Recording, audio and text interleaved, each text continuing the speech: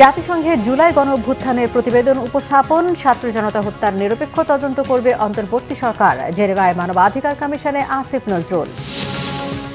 মানবতা বিরোধী অপরাধে শেখ হাসিনাকে কাঠগড়ায় দাঁড়াতেই হবে, স্কাই নিউজকে ডক্টর ইউনূস। শ্রম আইনকে আন্তর্জাতিক মানের করার নির্দেশ। শেখ হাসিনার বিচারের সাথে নির্বাচনের কোনো সম্পর্ক নেই, নির্বাচিত সরকারও বিচার করতে পারবে বললেন আমির খসরু মাহমুদ চৌধুরী। গুলশানের একটি বাসায় দুর্বৃত্তদের হামলা, লুটপাট, ৩ জন কারাগারে। মব জাস্টিস বাড়ায় বিশেষজ্ঞদের উদ্বেগ, সরকারের জন্য আস্থার সংকট হতে পারে বলে শঙ্কা। উপদেষ্টা হিসেবে শপথ নিলেন অধ্যাপক সিআর আবরার, বললেন টালমাটাল পরিস্থিতিতে দায়িত্ব দেয়া হলেও আস্থার সংকট হবে না। দেখছিলেন ক্রাউন সিমেন্ট সংবাদ শিরোনাম। জুলাই আগস্টে ছাত্র জনতার উপর আওয়ামী লীগ পরিকল্পিত হত্যাকাণ্ড চালিয়েছে বলে জুলাই প্রতিবেদনে তুলে ধরেছেন জাতিসংঘের মানবাধিকার বিষয়ক high commissioner Volker Turk. Turk জানান, গত সরকারের আমলে অভ্যুত্থানের সময় নির্বিচারে হত্যাকাণ্ড ঘটেছে, বিচার জরুরি। জুলাই আগস্টে ছাত্র জনতার উপর চালানো হত্যাকাণ্ডের বিষয়ে জেনেভায় মানবাধিকার কমিশনের সদস্য রাষ্ট্রগুলোর কাছে প্রতিবেদন তুলে ধরেন তিনি। অনুষ্ঠানে অন্তর্বর্তীকালীন সরকারের পক্ষ থেকে আইন উপদেষ্টা আসিফ নজরুল জানান, জুলাই অভ্যুত্থানে ছাত্র জনতা হত্যার নিরপেক্ষ ও স্বাধীন তদন্ত হবে। এই জন্য আন্তর্জাতিক মানদণ্ড অনুযায়ী আইন সংশোধন করা হয়েছে। রকুনুজ্জামানের রিপোর্ট। বুধবার সুইজারল্যান্ডের জেনেভায় জাতিসংঘের মানবাধিকার কমিশনের সদস্য রাষ্ট্রগুলোর কাছে জুলাই অভ্যুত্থানের প্রতিবেদন তুলে ধরেন জাতিসংঘের মানবাধিকার কমিশন বিষয়ক হাই কমিশনার ভলকার তুর্ক। প্রতিবেদনে গত বছরের জুলাই আগস্ট মাসে তৎকালীন সরকার পরিকল্পিতভাবে হত্যাকাণ্ড চালায় বলে তুলে ধরা হয়। আওয়ামী লীগ এই হত্যাকাণ্ডের সাথে পরিকল্পিতভাবে জড়িত বলেও নিজের প্রতিবেদনে তুলে ধরেন জাতিসংঘের মানবাধিকার বিষয়ক high commissioner. It's a huge chance for the country at this pivotal time to deal with its past, to overcome its past, to reach a moment of healing and truth-telling, and that includes each and everyone within the society of Bangladesh. এরপর অন্তর্বর্তীকালীন সরকারের পক্ষ থেকে আইন উপদেষ্টা আসিফ নজরুল জুলাই হত্যাকাণ্ডের নিরপেক্ষ ও স্বাধীন তদন্ত করার কথা জানান। বিচার নিশ্চিত করতে আন্তর্জাতিক মানদণ্ডে আইন সংশোধনের কথাও জানান আইন উপদেষ্টা। Of the struggle and sacrifice of Bangladeshi people, particularly during the July uprising. The team's report rightly identifies extensive, horrendous and grave human rights violations, including extrajudicial killing, arbitrary arrest, torture, and disproportionate use of force by the ousted ruling party during July-August massacre. Although this report was a result of human rights investigation, its finding and the evidences it collected would be pivotal for the accountability process for the atrocities and crimes committed. Ladies and gentlemen, I wish to reaffirm the commitment of interim government for an impartial and credible process for Tribunal Act 1973 has already been, among other things, the amendments include redefining the offence in line with international standard. হত্যাকাণ্ডের প্রত্যক্ষদর্শীদের প্রতিনিধি হয়ে জুলাই স্মৃতি ফাউন্ডেশনের CEO মুগ্ধের ভাই স্নিগ্ধ সহ বেশ কয়েকজন তাদের অভিজ্ঞতা জাতিসংঘের মানবাধিকার কমিশনের সদস্য রাষ্ট্রগুলোর কাছে তুলে ধরেন। রকুনুজ্জামান, বাংলা ভিশন, ঢাকা। অন্তর্বর্তী সরকারের প্রধান উপদেষ্টা অধ্যাপক ডক্টর মোহাম্মদ ইউনূস বলেছেন, মানবতা বিরোধী অপরাধের অভিযোগে শেখ হাসিনাকে বিচারের মুখোমুখি হতেই হবে। শেখ হাসিনার পরিবারের সদস্য ও সহযোগীদেরও বিচার করা হবে বলে স্কাই নিউজকে দেয়া এক সাক্ষাৎকারে জানান তিনি। জানান, আয়নাঘরকে জাদুঘরে রূপান্তর করা হবে। রিপোর্ট করছেন চন্দ্রিকা মজুমদার। জুলাই গণঅভ্যুত্থানে প্রায় ১৫০০ ছাত্র জনতাকে গুলি করে হত্যা করে আইন শৃঙ্খলা বাহিনী ও আওয়ামী লীগ ক্যাডাররা। সম্প্রতি জাতিসংঘের তদন্ত দলের প্রতিবেদনে বলা হয়েছে, শেখ হাসিনার নির্দেশেই বিক্ষোভকারীদের হত্যা করা হয়। ব্রিটিশ গণমাধ্যম স্কাই নিউজকে দেয়া সাক্ষাৎকারে অন্তর্বর্তী সরকারের প্রধান উপদেষ্টা ডক্টর মোহাম্মদ ইউনূস বলেন, শেখ হাসিনার সকল মানবতা বিরোধী কর্মকাণ্ডের প্রমাণ আছে সরকারের কাছে। গুম এবং জুলাইয়ের ছাত্র জনতা হত্যার জন্য শেখ হাসিনাকে অবশ্যই বিচারের মুখোমুখি দাঁড়াতে হবে। ভারতের কাছে শেখ হাসিনাকে ফেরত চাওয়া হয়েছে বলেও জানান তিনি। শেখ হাসিনাকে অবশ্যই বিচারের মুখোমুখি দাঁড়াতে হবে, এ ব্যাপারে কোনো সন্দেহ নাই। তার মানবতা বিরোধী অপরাধের প্রমাণ আমাদের কাছে আছে। সে শারীরিকভাবে উপস্থিত থাক বা না থাক, তার বিচার হবে। শুধু সে নয়, তাকে যারা সহযোগিতা করেছে, তার পরিবারের সদস্য, তার আশ্রিত ব্যক্তি এবং সহযোগী সবার বিচার করা হবে। বিচারের জন্য শেখ হাসিনাকে ফেরত চেয়ে আমরা ভারত সরকারকে আনুষ্ঠানিকভাবে চিঠি দিয়েছি। আমরা তাদের উত্তরের অপেক্ষায় আছি। আন্তর্জাতিক আইন অনুযায়ী দিল্লির উচিত শেখ হাসিনাকে বাংলাদেশে ফিরিয়ে দেয়া। In her presence, it will be taking place, not only her, and all the people who were associated with her. সাক্ষাৎকারে ডক্টর মোহাম্মদ ইউনুস জানান, সময় স্বল্পতার কারণে মানবতা বিরোধী অপরাধে জড়িত সবার বিচার শেষ করতে না পারলেও বিচারিক প্রক্রিয়া শুরু করবে তার সরকার। We cannot guarantee because we are. আমরা মানবতা বিরোধী অপরাধে জড়িত সবার বিচার শেষ করতে পারবো কিনা তার নিশ্চয়তা নেই, কারণ আমাদের সরকারের মেয়াদ অল্প সময়ের জন্য। তবে আমরা সবার বিচারিক প্রক্রিয়া শুরু করব। হয়তো কারো বিচার শেষ হয়ে যাবে, কারো বিচার প্রক্রিয়া চলমান থাকবে।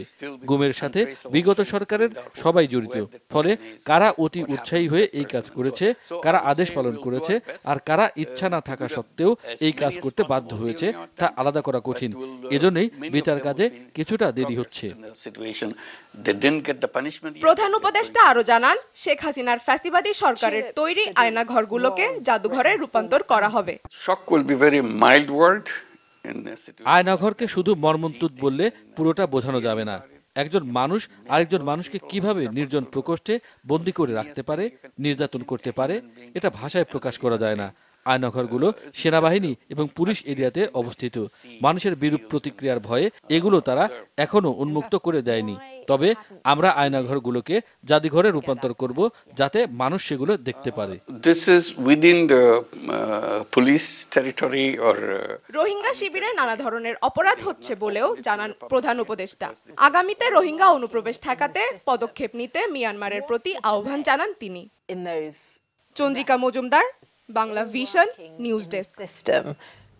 দেশের লাখো শ্রমিকের জীবনমান উন্নয়নে শ্রম আইনকে আন্তর্জাতিক মানের সঙ্গে সামঞ্জস্যপূর্ণ করতে নির্দেশ দিয়েছেন প্রধান উপদেষ্টা ডক্টর মোহাম্মদ ইউনূস। আগামী 10 থেকে 20 মার্চ জেনেভায় অনুষ্ঠেয় আন্তর্জাতিক শ্রম সংস্থার 353তম অধিবেশনের আগে শ্রম ও কর্মসংস্থান মন্ত্রণালয়ের কর্মকর্তাদের সাথে এক বৈঠকে তিনি এই নির্দেশনা দেন। রাষ্ট্রীয় অতিথি ভবন যমুনায় এই বৈঠক হয়। আইএলও অধিবেশনে বাংলাদেশ প্রতিনিধি দলের নেতৃত্ব দেবেন শ্রম ও কর্মসংস্থান মন্ত্রণালয়ের উপদেষ্টা এম শাখাওয়াত হোসেন। প্রধান উপদেষ্টা বলেন, সবকিছু ইতিবাচকভাবে করতে হবে, পাশাপাশি কাজগুলো সম্পন্ন করতে হবে, কোনো অজুহাত দেয়া চলবে না। শ্রম খাতে কর্মীদের বীমা সুবিধা ও স্বাস্থ্যসেবা নিশ্চিত করার তাগিদ দেন প্রধান উপদেষ্টা। পতিত আওয়ামী সরকারের বিগত 15 বছরের গুম খুন সহ জুলাই আগস্টের গণহত্যা ও মানবতা বিরোধী অপরাধের বিচার কাজে সহায়তা দেওয়ার আশ্বাস দিয়েছে দুই মার্কিন কূটনীতিক উইলিয়াম বি মাইলাম ও জন ড্যানিলোভেজ। আন্তর্জাতিক অপরাধ ট্রাইব্যুনাল নিয়ে বিভিন্ন রকম অপপ্রচার রোধে সহযোগিতার কথাও জানিয়েছেন তারা। এদিকে জুলাই আগস্টের গণ আন্দোলন কলেজ ছাত্র হৃদয় হত্যা মামলায় পুলিশের 5 সদস্যের বিরুদ্ধে 15 জুন তদন্ত প্রতিবেদন দাখিলের নির্দেশ দিয়েছে ট্রাইব্যুনাল। বিস্তারিত নাবিল জাহাঙ্গীরের প্রতিবেদনে। বুধবার মার্কিন থিঙ্ক ট্যাঙ্ক রাইট টু ফ্রিডমের পক্ষ থেকে আন্তর্জাতিক অপরাধ ট্রাইব্যুনাল পরিদর্শনে আসেন ঢাকায় নিযুক্ত সাবেক মার্কিন রাষ্ট্রদূত উইলিয়াম বি মাইলাম ও সাবেক কূটনীতিক জন ড্যানিলোভিজ। এ সময় তারা চিফ প্রসিকিউটর তাজুল ইসলামের সঙ্গে বৈঠক করেন। বৈঠকে আওয়ামী লীগ সরকারের আমলে গুম খুন নিয়ে সোচ্চার থাকা এই কূটনীতিকরা ট্রাইব্যুনালকে সহযোগিতার আশ্বাস দেন। যুক্তরাষ্ট্র ভিত্তিক একটা think tank right two freedom, তার প্রতিনিধিরা আজকে চিফ প্রসিকিউটরের সাথে সাক্ষাৎ করেছেন। তার নেতৃত্বে ছিলেন বাংলাদেশে নিযুক্ত সাবেক মার্কিন রাষ্ট্রদূত উইলিয়াম বি মাইলাম এবং বাংলাদেশে আরেকজন সাবেক মার্কিন কূটনীতিবিদ জন ড্যানিলুইজ। বিশেষ করে জুলাই আগস্টে এবং বিগত সরকারের পুরো আমলে যেই সমস্ত মানবতা বিরোধী অপরাধ হয়েছে, তারা মনে করেন যে বাংলাদেশের সরকারের উচিত হচ্ছে এইটার সঠিক বিচারের মাধ্যমে চিরতরে ভবিষ্যতে আর কোনো ধরনের এই অপরাধের পুনরাবৃত্তি যাতে না হয় সেই ব্যাপারে তারা তাদের কথা বলেছেন, তাদের আশ্বাস ব্যক্ত করেছেন, সহযোগিতারও আশ্বাস তারা দিয়েছেন। এদিকে গেল বছরের 5 আগস্ট শেখ হাসিনার পতনের দিনে গাজীপুরের কোনাবাড়িতে কলেজ ছাত্র হৃদয় হত্যা মামলায় পুলিশের পরিদর্শক আশরাফুল ইসলাম সহ 5 জনের বিরুদ্ধে তদন্ত প্রতিবেদন 15 জুলাই দাখিল করতে নির্দেশ দিয়েছে ট্রাইব্যুনাল। একই সঙ্গে কনস্টেবল আকরামকে 1 দিনের জন্য জিজ্ঞাসাবাদ করার অনুমতি দেয়া হয়েছে। তাকে নানান ধরনের অত্যাচার করে এবং চারিদিক থেকে ঘেরাও করে রেখে বেশ কয়েকজন পুলিশ তাকে টেনে হিঁচড়ে নিয়ে রাস্তার মাঝখানে নিয়ে জাস্ট ঠান্ডা মাথায় পিছন থেকে রাইফেল ঠেকিয়ে গুলি করে তাকে হত্যা করে, শহীদ করে ফেলে। এবং এরপরে আরেকটা গ্রুপ অফ পুলিশ এসে তার লাশকে টেনে টেনে গলির মধ্যে নিয়ে যায় এবং আজ পর্যন্ত তার স্বজনরা জানে না সেই লাশটা কোথায় আছে, তার ডেড বডিটা উদ্ধার হয়নি। কে তাকে এই রাইফেল দিয়ে গুলি করার হুকুম দিয়েছিল এবং তার সাথে কারা কারা ছিল তাদেরকে আইডেন্টিফাই করার জন্য আগামী 11ই মার্চ তাকে আমরা জিজ্ঞাসাবাদ করব। সাংবাদিকদের করা এক প্রশ্নের জবাবে চিফ প্রসিকিউটর বলেন, ন্যায় বিচার নিশ্চিতে কাজ করছে ট্রাইব্যুনাল, রাজনীতিবিদদের বক্তব্যের প্রভাব ট্রাইব্যুনালে পড়ছে না। আমরা কোনো রকমের চাপ অনুভব করছি না। রাজনীতিবিদরা বাইরে কোথায় কি বলছেন সেটা তাদের ব্যাপার, তাদেরকে জিজ্ঞাসা। নাবিল জাহাঙ্গীর, বাংলা ভিশন, ঢাকা। বিএনপির স্থায়ী কমিটির সদস্য আমির খসরু মাহমুদ চৌধুরী বলেছেন, শেখ হাসিনার শাস্তি হবে বিচারিক প্রক্রিয়ায়, এর সাথে নির্বাচনের কোনো সম্পর্ক নেই। জনগণের নির্বাচিত প্রতিনিধিরা দেশ না চালানোয় অন্তর্বর্তী সরকারের তেমন দায়বদ্ধতা নেই বলেও মন্তব্য করেন তিনি। বনানীতে এক অনুষ্ঠান শেষে সাংবাদিকদের এসব কথা জানান আমির খসরু মাহমুদ চৌধুরী। তিনি বলেন, নির্বাচিত সরকার সংসদে গিয়ে ঐক্যমতের ভিত্তিতে যে কোনো বিষয়ে চূড়ান্ত সিদ্ধান্ত নেবে। যতদিন যাচ্ছে সংকট তত বাড়ছে বলে মনে করেন তিনি। বলেন, দ্রব্যমূল্যের ঊর্ধ্বগতি রোধ করা যাচ্ছে না, আইন শৃঙ্খলা পরিস্থিতিরও তেমন উন্নতি নেই। নির্বাচিত সরকার ক্ষমতায় আসলে সংকট কেটে যাবে বলেও মনে করেন তিনি।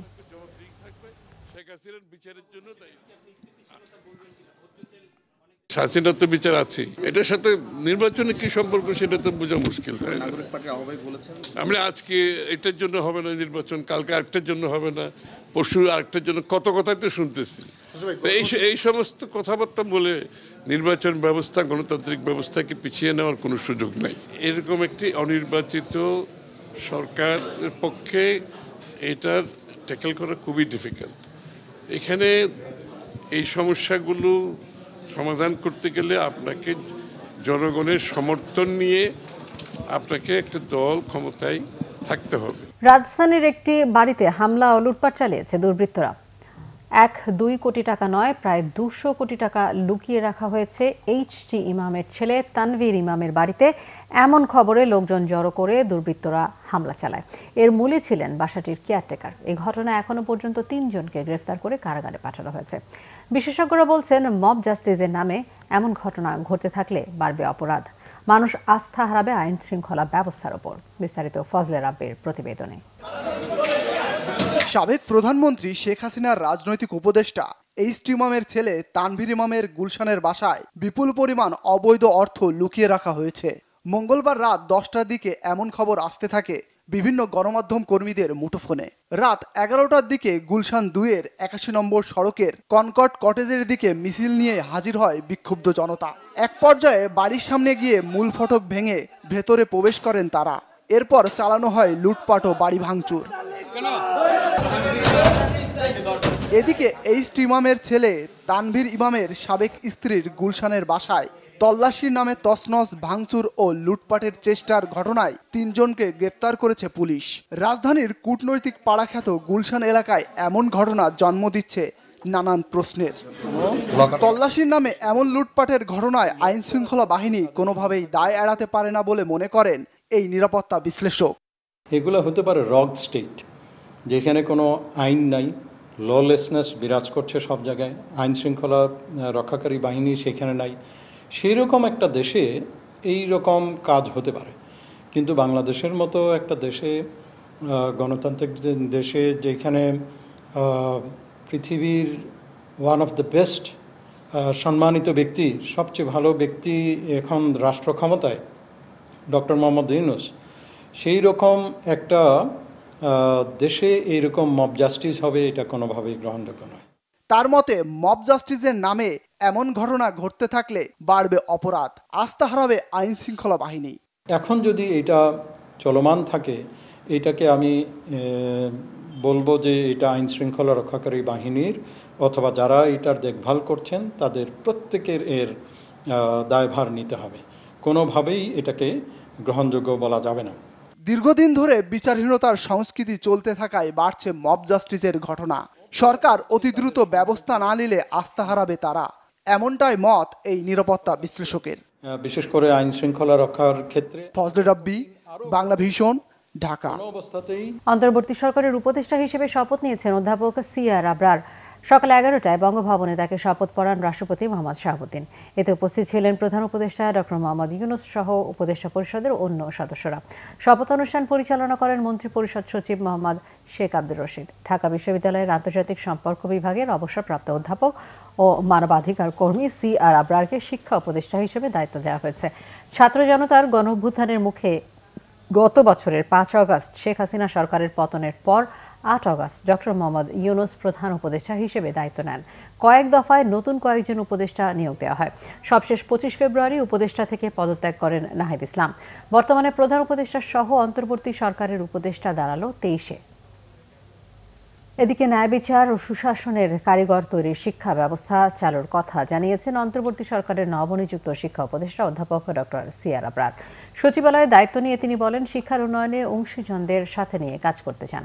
এ সময় পরিকল্পনা উপদেষ্টা ডক্টর ওয়াহিদুদ্দিন মাহমুদ বলেন, শিক্ষা কমিশনের আগে চলমান বেশ কিছু সমস্যা সমাধান করতে হবে। এমপিওভুক্ত শিক্ষকদের বেতন ভাতা বাড়ানো হতে পারে, এমন সুখবরও দেন তিনি। রিশান নাসরুল্লাহর রিপোর্ট।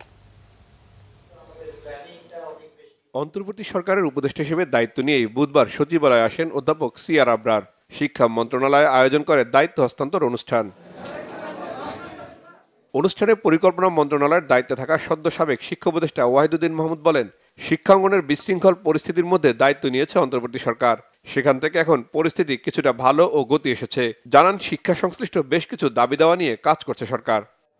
আমরা নীতিগতভাবে একটা সিদ্ধান্ত নিয়েছিলাম যে আন্দোলনের মুখে কি সময় বেঁধে দেওয়া ভাবে আমি দাবি পূরণ না করে তাদের সবাইকে আশ্বাস দিয়েছিলাম যে সাধ্যমতো এবছরের বাজেটে এবং আগামী বছরের বাজেটে যতটুকু অর্থ সংকুলন করা যায় অর্থ মন্ত্রণালয়ের সাথে বসে আমরা যতদূর পারি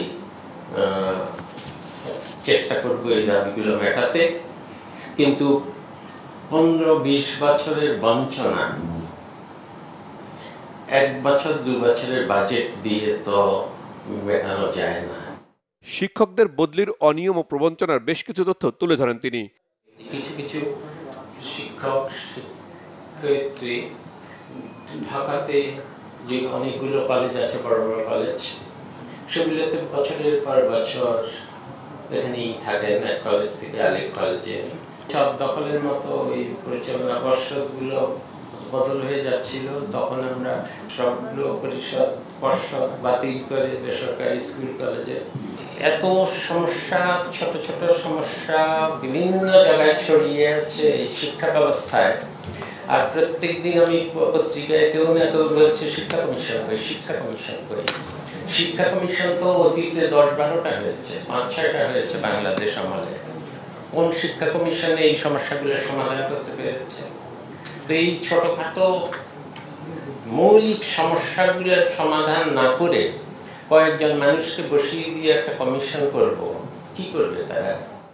এ সময় দায়িত্ব নিয়ে নতুন শিক্ষা উপদেষ্টা বলেন, দায়িত্ব পালন চ্যালেঞ্জের হলেও আস্থার সংকট নেই। শিক্ষা হচ্ছে সেই বৈষম্যহীন সমাজ গঠনের সবচেয়ে গুরুত্বপূর্ণ বাহন। আমি এমন এক শিক্ষা ব্যবস্থার কথা ভাবি যা হবে ব্যক্তির কর্মদক্ষতা অর্জন, তার আত্ম উন্নয়নের উপযুক্ত পথ, যা হবে আর্থসামাজিক উন্নয়ন ও বিজ্ঞান প্রযুক্তিভিত্তিক উৎকর্ষে সহায়ক, এবং যা হবে সামাজিক ন্যায় বিচার প্রতিষ্ঠার লক্ষ্যে মূল্যবোধ সম্পন্ন নাগরিক তৈরির উপায়। আমি এটাই মনে করি, এবং আমি এমন শিক্ষা ব্যবস্থার স্বপ্ন দেখি যেখানে আমাদের ছাত্রছাত্রীরা দেশের ভেতরেই তাদের ভবিষ্যৎ দেখতে পাবে এবং বাংলাদেশ থেকেই বিশ্বকে নেতৃত্ব দেবে। বিশ্বকে নেতৃত্ব দেওয়ার মতো শিক্ষা ব্যবস্থা একদিনে তৈরি না হলেও সে পথেই এগোতে হবে বলেও মন্তব্য করেন শিক্ষা উপদেষ্টা অধ্যাপক সিয়ার আবরার। রিশান নাসরুল্লাহ, বাংলা ভিশন, ঢাকা। যুক্তরাষ্ট্র চীন বাণিজ্য দ্বন্দ্বের বাইরে মার্কিন প্রেসিডেন্ট ডোনাল্ড ট্রাম্পের বাণিজ্য নীতি দেশের তৈরি পোশাক মালিকদের বড় করে স্বপ্ন দেখাচ্ছে। কারণ পোশাক রপ্তানিতে ভারত ও ভিয়েতনামের চেয়ে বেশি শুল্ক দিয়ে মার্কিন বাজারে ঢুকতে হয় বাংলাদেশকে। বিশ্লেষকদের মতে মার্কিন নীতি তৈরি পোশাক খাতকে সুবিধাজনক অবস্থানে নিতে পারে। এরপরও মার্কিন নীতিতে বিশেষ নজর রাখতে হবে বাংলাদেশের পররাষ্ট্র ও বাণিজ্য মন্ত্রণালয়কে। গোলাম মাইনুল হাসানের রিপোর্ট। 2024 সালে বাংলাদেশের তৈরি পোশাক রপ্তানি হয়েছে 38.48 বিলিয়ন মার্কিন ডলারের। এর মধ্যে শুধু মার্কিন বাজারে পোশাক রপ্তানি হয়েছে 7.2 বিলিয়ন ডলার। এটি একক কোনো দেশ হিসেবে সর্বোচ্চ। আর দেশের মোট পোশাক রপ্তানির প্রায় 19% মার্কিন বাজারে হয়। তৈরি পোশাক মালিকদের জন্য যুক্তরাষ্ট্র সবসময় গুরুত্বপূর্ণ। এমন বাস্তবতায় ট্রাম্প দ্বিতীয়বার ক্ষমতায় আসায় বিশ্ব বাণিজ্য নতুন করে মোড় নিচ্ছে। ট্রাম্পের সাম্প্রতিক যে বক্তব্য বা যে পদক্ষেপ তিনি নিচ্ছেন, বাণিজ্যিক যে পদক্ষেপগুলি নিচ্ছেন, এগুলি বাংলাদেশের জন্য অনেকটা আমরা মনে করি ফেভারেবল। কারণ অন্য দেশগুলি যখন বাধার মুখে থাকবে বা ডিউটি বেড়ে যাবে, তখন কিন্তু বাংলাদেশে কিন্তু এই ডিউটি স্ট্রাকচার বাড়ানো বা এই ধরনের কোনো পরিকল্পনা ট্রাম্পের নেই। তো ফলে বাংলাদেশের জন্য কিন্তু সুযোগ, আমাদের কাছে মনে হতে পারে যে সেটা বাংলাদেশের জন্য প্রতিযোগিতার সুযোগ করে দিচ্ছে। যেমন চীনের উপরে বাড়তি যে 25% শুল্ক আরোপ করা হচ্ছে, অথবা একই সাথে ভারতের উপরে বলা হচ্ছে এরকম আরোপ করা হবে, ঠিক একইভাবে জাপানেরকেও হুমকি দেওয়া আছে যে সেখানেও আরোপ করা হবে। এই সুযোগগুলো তৈরি হলেও এটা আপাত একটা সুযোগ, সাময়িক একটা সুযোগ তৈরি করবে। এবং সেটা এই কারণেই যে এই শুল্ক আরোপ করার ফলে আমেরিকাতেই আমদানিকৃত পণ্যের মূল্য বেড়ে যাবে। বিকেএমের সভাপতি দাবি করছেন বাংলাদেশের পোশাক রপ্তানির সক্ষমতা প্রতিযোগী দেশের চেয়ে বেশি। ইন্ডিয়া এবং ভিয়েতনামের চেয়ে অনেক বেশি ডিউটি দিয়ে বর্তমানে মার্কিন বাজারে কিন্তু প্রবেশ করছে, অর্থাৎ 16.5%, যেখানে ইন্ডিয়ার হচ্ছে 6.5% এবং ভিয়েতনামের হচ্ছে 5.5%। তো বাংলাদেশ সেখানে 16.5 দিয়েই কিন্তু সেখানে কম্পিট করছে। তো এখন যখন চায়না সহ অন্যান্য দেশগুলি, ইউরোপিয়ান কান্ট্রিগুলির উপর যে ডিউটি স্ট্রাকচার নতুন করে দিচ্ছে ট্রাম্প, এটা বাংলাদেশের জন্য সুযোগ। তবে বিশ্লেষকরা মার্কিন শুল্ক নীতির উপর সরকারের দায়িত্বশীল মন্ত্রণালয়ের নজর রাখার পরামর্শ দিচ্ছেন। শুধু অন্য দেশের জন্য না, সেটা বাংলাদেশের জন্য কী ধরনের উদ্যোগ নিতে যাচ্ছে সেটাও আসলে এখানে একটা গুরুত্বপূর্ণ দিক, যেটা নজরে রাখা দরকার আছে। এবং এক্ষেত্রে আমাদের কাছে মনে হয় যে পররাষ্ট্র মন্ত্রণালয়, বাণিজ্য মন্ত্রণালয়, তাদের বিশেষ উদ্যোগ থাকা দরকার যে কোন কোন ধরনের উদ্যোগগুলো আগামী দিনে আসছে এবং সেটার প্রেক্ষাপটে আমাদের করণীয় কী, সেই বিষয়গুলো তারা যাতে নিয়মিত পর্যবেক্ষণে রাখেন। মার্কিন শুল্ক নীতি দেশটিতে মূল্যস্ফীতি বাড়াতে পারে বলেও মনে করেন বিশ্লেষকরা। গোলাম মইনুল হাসান, বাংলা ভিশন, ঢাকা। পদ্মা সেতুর ভূমি অধিগ্রহণে দুর্নীতি খুঁজে পেয়েছে দুদক। এ ঘটনায় 23 জনের বিরুদ্ধে মামলা হয়েছে। একই দিনে সাবেক মন্ত্রী গোলাম দস্তগীর গাজী এবং তার স্ত্রী হাসিনা গাজীর বিরুদ্ধে 288 কোটি টাকার সন্দেহজনক লেনদেনের অভিযোগ পৃথক 2 মামলা করেছে সংস্থাটি। পতিত আওয়ামী সরকারের অগ্রাধিকার ভিত্তিক প্রকল্প ছিল পদ্মা সেতু। 32,000 কোটি টাকা প্রকল্পে একটা বড় অংশ ভূমি অধিগ্রহণ এবং পরামর্শক নিয়োগে ব্যয় করে। অভিযোগ রয়েছে জমি অধিগ্রহণের ক্ষেত্রে পদে পদে ঘটেছে অনিয়ম, দুর্নীতি। পট পরিবর্তনের যার অনুসন্ধানে নেমে দুদক খুঁজে পেয়েছে নানা অসঙ্গতির। দুদক জানিয়েছে ভুয়া রেকর্ড ও জাল জালিয়াতির মাধ্যমে অর্থ লুটপাট করায় মাদারীপুরের ভূমি অধিগ্রহণ কর্মকর্তা প্রথম রঞ্জন ঘটক সহ 23 জনের বিরুদ্ধে মামলা করা হয়েছে। এদিন আওয়ামী লীগের প্রভাবশালী নেতা ও সাবেক বস্ত্র পাটমন্ত্রী গোলাম দস্তগীর গাজী এবং তার স্ত্রীর বিরুদ্ধে প্রায় 33 কোটি টাকার অবৈধ সম্পদ ও 288 কোটি টাকার সন্দেহজনক লেনদেনের অভিযোগে মামলা করেছে দুদক। এদিকে মুক্তিযুদ্ধ মন্ত্রণালয়ের 23 কোটি টাকার একটি প্রকল্পের নথি গায়েব এবং দুর্নীতির খোঁজে অভিযান চালিয়েছে দুর্নীতি দমন কমিশন।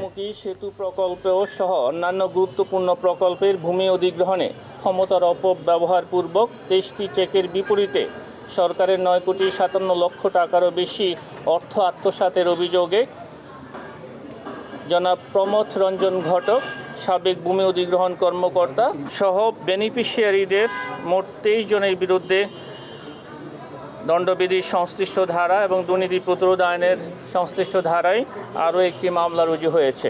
জমজমাট রাজধানীর খিলগাঁও এলাকার ইফতার বাজার। বিভিন্ন রেস্টুরেন্ট ঘুরে হালিম, জিলাপি আর কাবাবকে পছন্দের তালিকায় রাখছেন ক্রেতারা। দরদাম নিয়ে মিশ্র প্রতিক্রিয়া তাদের। তবে ব্যবসায়ীরা জানান দাম একটু বেশি হলেও পরিচ্ছন্ন আর স্বাস্থ্যসম্মত ইফতার সরবরাহের জন্য এখনকার ইফতারের সুনাম রয়েছে। ওবায়দুল্লাহ মামুনের প্রতিবেদন। রাজধানীর খিলগাঁও তালতলা এলাকা ভোজন রসিকদের আড্ডাখানা হিসেবে পরিচিত। রাস্তার দুপাশ জুড়ে সারি সারি আধুনিক হোটেল, রেস্তোরাঁ আর ক্যাফে। রোজায় এসব হোটেল রেস্তোরাঁ বন্ধ, তাই বিকেলে হরেক রকম মুখরোচক ইফতারের পসরা সাজিয়ে বসেন ব্যবসায়ীরা। রোজার সময় মালিবাগ চৌধুরীপাড়ার পল্লিমা সংসদ থেকে তালতলা মার্কেট পর্যন্ত জমজমাট হয়ে ওঠে ইফতার বাজার। এমনিতেই ভোজন রসিকদের কাছে জায়গাটি প্রিয়। রোজায়ও এখানকার ইফতার বাজার গমগম করতে থাকে। রাজধানীর নামিদামি হোটেল, রেস্তোরাঁ, ফাস্টফুডের আউটলেটে এ সময়ে থাকে বাহারি সব ইফতার। নানা রকম ভাজাপুরির পাশাপাশি হালিম আর জিলাপির চাহিদা বেশ। তার হাইজেনিক মেনটেন করে এবং তার গুণগত মান এবং সেটা হচ্ছে প্যালেটেবল হয়, সুস্বাদু হয়। মানে আমাদের কাছে যেন আমার ফ্যামিলির সবাই, বিশেষ করে হালিমটা আমাদের খুব পছন্দ। ছোট থেকে বড় ছেলে গুলবাগে, তো আমার বাসা এই পাশেই, হ্যাঁ, তো ওইখান থেকে ছোট থেকে মানে বাসায় আসলে এখান থেকে নিয়ে আসছে, তো আমরা এটাই খাইতে খাইতে বড় হয়েছি। রমজামে হইলো কাচ্চি বিরিয়ানি, চিকেন বিরিয়ানি, তেহারি আর হলো হালিম, বিশেষ করে হালিমটা হইলো মেন আর কি রোজার মাসের জন্য। আমাদের এখানে 12 মাস ধরে আমরা এই ব্যবসায় করি। অনেকেই আবার ইফতারে প্রোটিন জাতীয় খাবার পছন্দ করেন। তাদের জন্য থাকছে বটি কাবাব, চিকেন, শাসলিক, বিফ ও মাটনের তৈরি কাবাব। এখানে কাবাবগুলো ভালো, হালিম আছে, তারপরে আপনার ওই যে কিমা পরোটা। তারপরেও চেষ্টা করা হয় যে একটু চেঞ্জ করে নেওয়ার জন্য, যেটা আর কি আমরা চেষ্টা করি যে একই টানা যাতে সবসময় একই ভাজা পোড়া না খাওয়া হয়। আমাদের কাবাব আইটেম আর হালিমটা, জিলাপিটা এগুলো বেশি চলে, সাস্তিক। এছাড়া ইফতারের সঙ্গে ডিনার হিসেবে কাচ্চি, বিরিয়ানি, তান্দুরি চিকেন, ফিরনি, কিমা, পরোটা, তেহারি, রোস্ট, চাপ, গরুর ভুনা, খাসির ভুনা এ জাতীয় খাবারও বেশ চলছে। ওবায়দুল্লাহ মামুন, বাংলা ভিশন, ঢাকা। জিনিসপত্রের দাম আগের বছরের চেয়ে বাড়েনি মন্তব্য করে অর্থ উপদেষ্টা ডক্টর সালেউদ্দিন আহমেদ জানিয়েছেন, বর্তমান বাজার ব্যবস্থাপনা নিয়ে সন্তুষ্ট তিনি। সরকার নিত্যপণ্যের দাম আরও কমানোর চেষ্টা করছে বলেও জানান অর্থ উপদেষ্টা। দুপুরে সচিবালয়ে ক্রয় সংক্রান্ত উপদেষ্টা পরিষদের বৈঠক শেষে অর্থ উপদেষ্টা বলেন, জিনিসপত্রের দাম আরও কমানো প্রয়োজন। এখনও দামের কারণে কিছু মানুষের কষ্ট হচ্ছে, ব্যবসা বাণিজ্য কমে গেছে, বেকারত্ব বেড়েছে, এমনটা জানিয়ে উপদেষ্টা বলেন, বিভিন্ন খাতে অর্থনৈতিক সহায়তা এবং প্রণোদনার মাধ্যমে তা পুনরুদ্ধারের চেষ্টা করছে সরকার। উপদেষ্টা বলেন, কর্মসংস্থান সৃষ্টির জন্য নানাভাবে কাজ চলছে। বেকারত্বের হার কমাতে পারলে অর্থনৈতিক অবস্থার পরিবর্তন হবে বলেও আশা প্রকাশ করেন তিনি। ত্যাগ আর সংযমের মহিমা নিয়ে এসেছে মাহে রমজান। একদিকে ফরজ আদায়, অন্যদিকে সংসারের ভার। প্রখর রোদে প্যাডেল ঠেলতে ঠেলতে গলা শুকিয়ে আসে, তবুও রোজা রেখে বিশ্রামের বিলাসিতার সুযোগ নেই তাদের। সব কষ্ট সয়েও রোজা পালন করছেন রাজধানীর অনেক রিকশা চালক। তাদের ইফতারের খবর শুভ খানের প্রতিবেদনে। যাত্রীদের নিরাপদে পৌঁছে দিতে নিদারুণ কষ্টে প্যাডেল চাপেন রিকশাওয়ালারা। প্যাসেঞ্জার বসিয়ে রিকশার প্যাডেল চাপা কতটা কষ্টের তা শুধু রিকশা চালকরাই জানেন। আর যদি রোজা রেখে এই কাজ করা হয়, তখন সেই কষ্ট বেড়ে যায় বহুগুণ। ইফতারের আগ মুহূর্তে রাজধানীবাসী ছোটেন পরিবারের সাথে ইফতার করতে। তাদেরকে গন্তব্যে পৌঁছে দেন এসব রিকশা চালক। পরিবারের সাথে আপনি আমি ইফতার করতে পারলেও তাদের ইফতার সারতে হয় পথেই। এসব দিনমজুর মানুষের ইফতারে জোটে না ভালো কোনো খাবারও। কখনো কখনো শুধু পানি দিয়েই কাজ চালিয়ে নেন তারা। ইফতার যেখানে মন চেনে করি। আমাদের রিস্কালা কোনো স্টেশন আছে, আমরা কই থেকে স্টেশন আছে। আপনি যদি কোন বাসাপুর, আমরা বাসাপুর থেকে কই স্টেশন নাই। না, আমাদের কপালে ভালো কিছু আমরা আশা করতেও পারি না, কারণ ভালো কিছু করতে গেলে ভালো টাকা লাগে। আমরা ভালো টাকা পাবো কোথায়? ভালোই অনেক কষ্ট হয় আর কি, অনেক কষ্ট হয়। আর একটু আর্থিক সমস্যা আছে, তো এই কারণে বেশি করতেছি। নাহলে দুপুর বন্ধ চালাইয়া ক্লিয়ার দিতাম। আল্লাহকে ভয় করে পরকালে চিন্তা করি। সকালের দিকে তাপমাত্রা কম থাকলেও দুপুরের পর বাড়ে রোদের তীব্রতা। গলা শুকিয়ে যাওয়ার পাশাপাশি শরীরও দুর্বল হয়ে যায়। তারপরও থেমে থেমে চলতে হয় তাদের। রোজা রেখে রিক্সা চালানো বহুত কষ্ট। মনে করেন যে বুঝানো যাবে না, কষ্ট হচ্ছে। কিন্তু আপনার মনে করেন যে বড় খ্যাপ, বড় ভাড়া ধরতে পারছি না, ছোট ছোট টিপ মারছি। 1 ঘন্টা রাস্তা যদি চালাচ্ছি, 1 ঘন্টা জিরে নিচ্ছি। কষ্ট মনে করলে কষ্ট হয়। এর থেকে কঠিন হাসুরের দিন আমি কি জবাব দেবো? এই একটার পর একটু ভয়ঙ্কর একটু কষ্ট, পানি পিপাসা আসে। এসির মধ্যে থেকেও এক শ্রেণীর মানুষ রোজা রাখতে কষ্টসাধ্য বোধ করে। বিপরীতে প্যাডেল চালিত রিকশা চালকেরাও রোজা রাখছেন। তাদের ইফতারিতে জুটছেন না ভালো মন্দ খাবার, সাদা পানি দিয়ে ইফতার করছেন এ সকল রিকশা চালক রোজাদাররা। এ সকল রিকশা চালকদের ইবাদত কবুল করুক সেই প্রত্যাশা। শুভ খান, বাংলা ভিশন, ঢাকা। নদী দখল ও দূষণকারীদের নির্বাচনে অযোগ্য ঘোষণার দাবি জানিয়েছে human rights and piece for Bangladesh IRPB। প্রধান নির্বাচন কমিশনার AMM নাসির উদ্দিনের সাথে বৈঠক করে এই দাবি জানায় সংগঠনটি। পরে সংগঠনের নেতা অ্যাডভোকেট মনজিল মোর্শেদ সাংবাদিকদের বলেন, নদী দখল ও দূষণকারীরা যাতে নির্বাচনে অংশ নিতে না পারে সেজন্য নির্বাচন কমিশনকে আইন সংশোধনের প্রস্তাব দিয়েছেন তারা।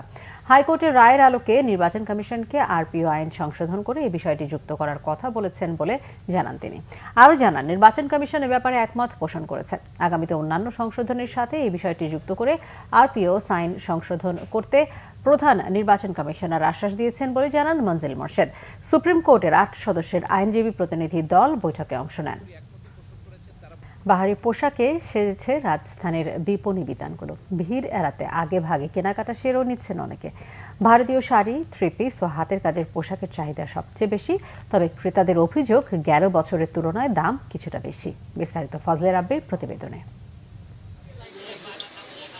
রাজধানীর গাউসিয়া মার্কেট, অল্প দামে পোশাক কিনতে যেখানে জড়ো হয় সব শ্রেণী পেশার মানুষ।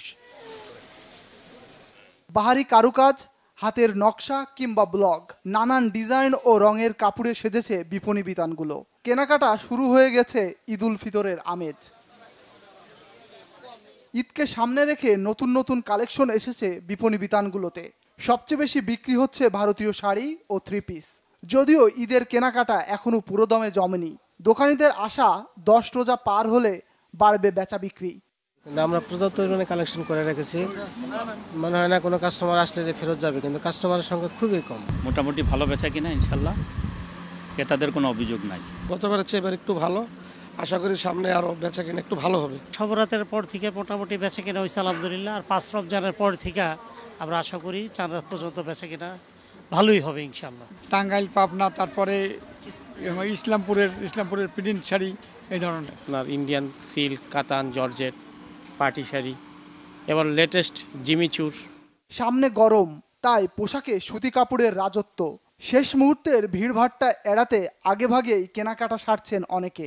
দাম নিয়ে ক্রেতাদের মধ্যে আছে মিশ্র প্রতিক্রিয়া। দাম একটু এবার বেশি। 2 বাচ্চা আছে, বাচ্চার জন্য কিনেছি, এখন ওয়াইফের জন্য কিনবো, তারপরে যদি পারি আমার জন্য কিনবো আর কি। দামটাও কেমন হবে জানা হবে, আবার কেমন কালেকশনগুলো কেমন হবে, সেক্ষেত্রে আমরা যে আজকে আসছি। আর্লি কেনার কারণ হচ্ছে যে দেখা যায় যে পরবর্তীতে দেখা যায় যে ভিড় থাকে অনেক, তখন বাচ্চা কাচ্চা নিয়ে আসা কষ্ট হয়ে যায়। এই জন্য বেশিরভাগই কাজের বুয়া, ড্রাইভারের বউ, ড্রাইভার পরিবারে যারা গরিব আত্মীয় স্বজন আছে ওনাদের জন্য, ছেলে মেয়ে সবার জন্য, নাতি নাতনি সবার জন্য।